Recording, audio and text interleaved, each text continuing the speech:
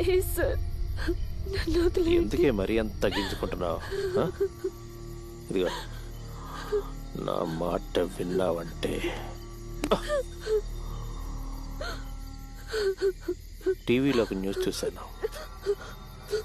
ఒక ప్రేమ జంట సూసైడ్ అని ఈరోజు పేపర్లో కూడా వచ్చింది.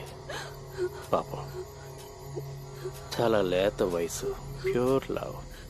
కొందరు ఆత్మహత్య అనుకున్నారు, మరికొందరు లవ్ ఫెయిల్యూర్ అనుకున్నారు. ట్విస్ట్ ఏంటంటే అది ఆత్మహత్య కాదు, హత్య. నగర శివారులో ఇద్దరు ప్రేమ జంట ఆత్మహత్య చేసుకున్నారు.